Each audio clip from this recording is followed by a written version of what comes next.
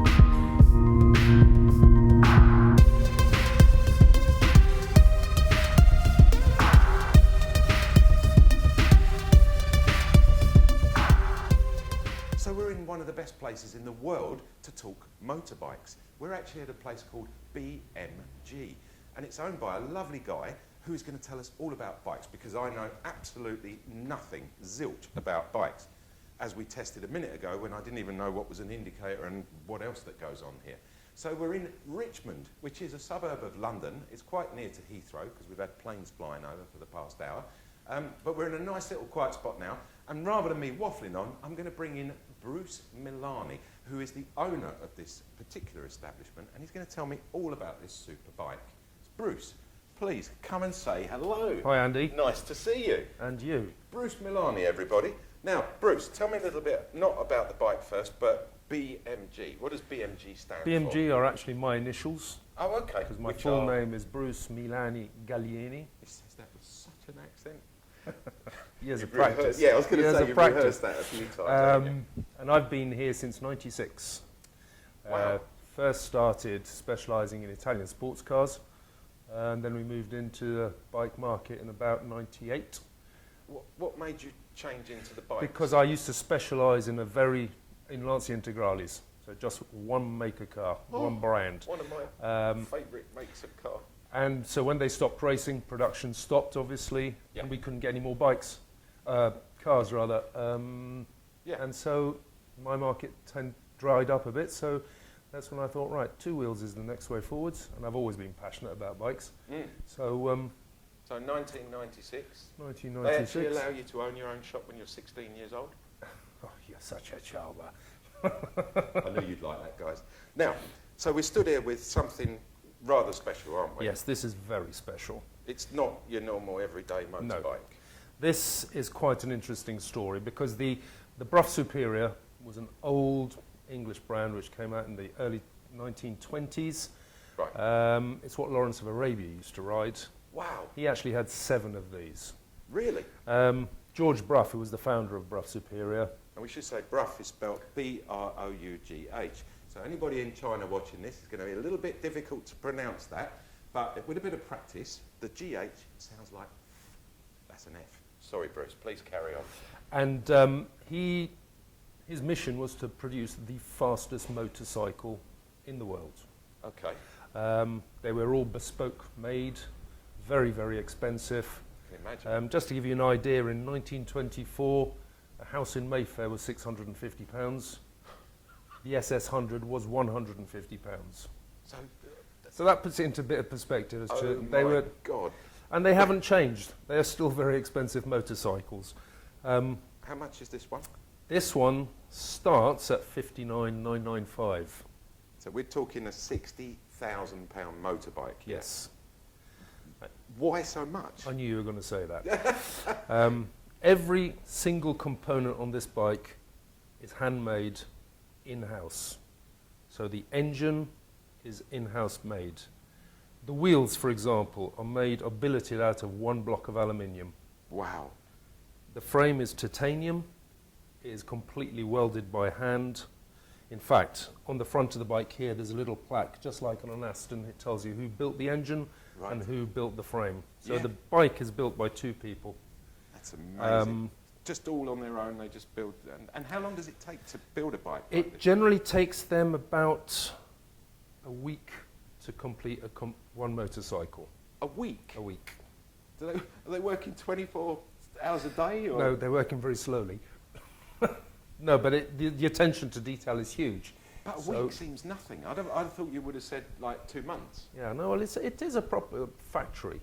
So they are making, they're planning to make 300 of this model, the SS100, which, by the way, the SS100 was the first motorcycle in the world to do over 100 miles an hour. And that's what that stands for? Yeah. Ah, right. And what engine size is this? It's 1,000 cc.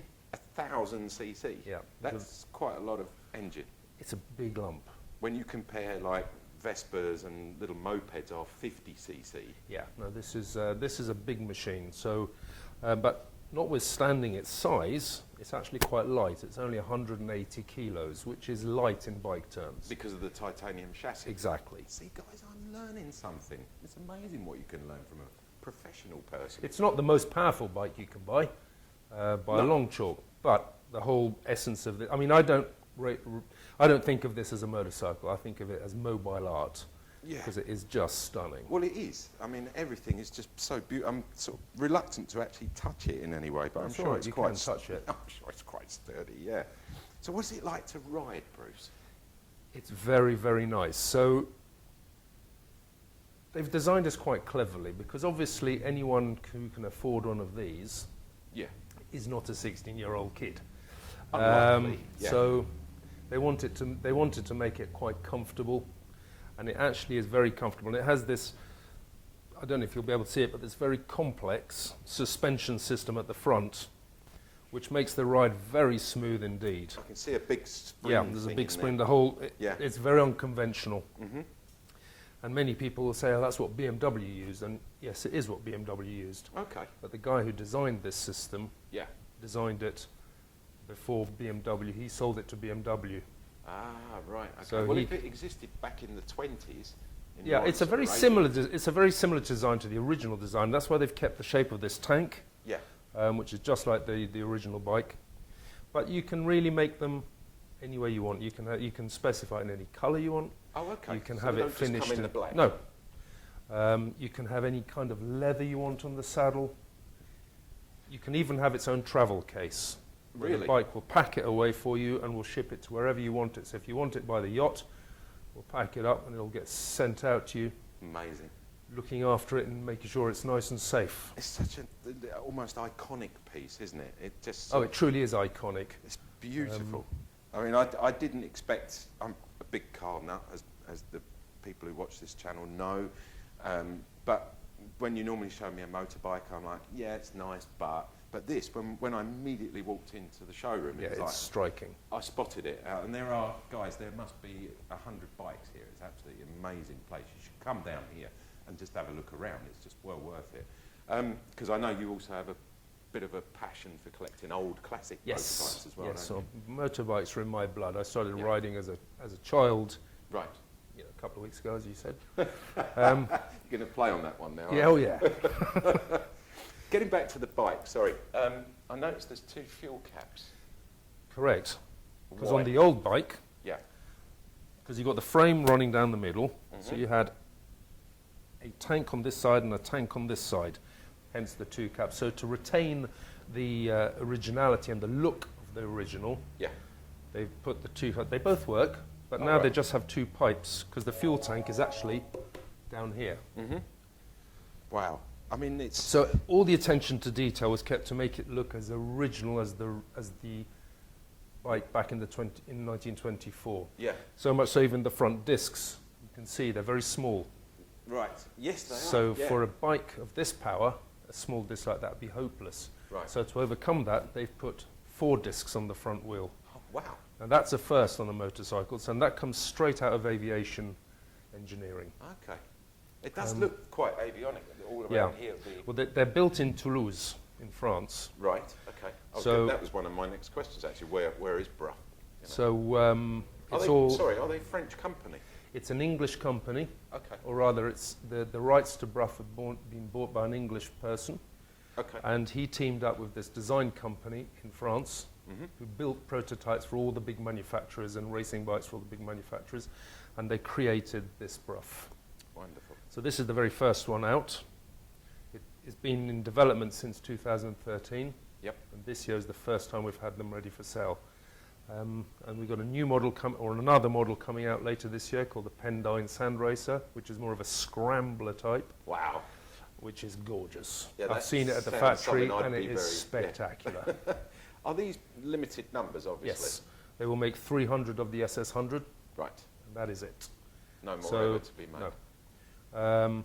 And as you said, the 100 dictates or denotes it was over 100 miles an hour. Yes, because they used to come with a certificate that the bike had been tested over the quarter mile, and it achieved over 100 miles an hour.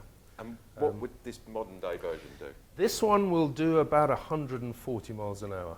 Okay, so highly illegal on the public roads. Completely but legal. on a track. On a track.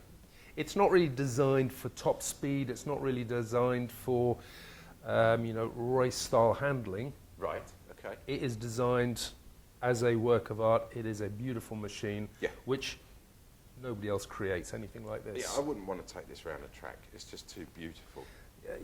When you're riding it, you would, because it rides so easily and it handles so well.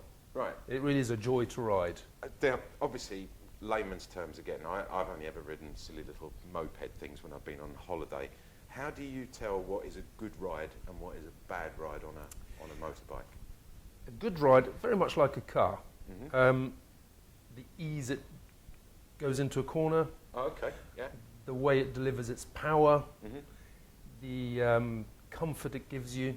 You know, if you've got, you have some bikes which have got so much power that they're really hard to ride because, you know, you've got to really know what you're doing and dose that power on, which does not really fit well with road use. So something that is usable, comfortable, and handles well, and above all, stops well, that's your four determining factors. Sounds like a good woman to me. Pretty much. On that bombshell, guys, we're going to show you some other bikes, and they'll come in different videos. But I want to say thanks so much to Bruce for showing this lovely bike. And if you are interested, in a minute there'll be a pop-up that comes up, and it's got a link on it now, so you can just link straight through to Bruce's website and see all of his lovely bikes, especially this one. Bruce Milani, it's been a pleasure. Thank you Pleasure's so been mine. much Thank for you. explaining what a lovely My pleasure. product this is. Guys, don't forget, if you are enjoying what you're watching, there is a little thumb sign down below me. Give us a little thumbs up. And if you want to see more bikes, especially with people like Bruce who really know their stuff, subscribe and then it'll pop up whenever you need it. Thanks, Bruce. Catch you again next week.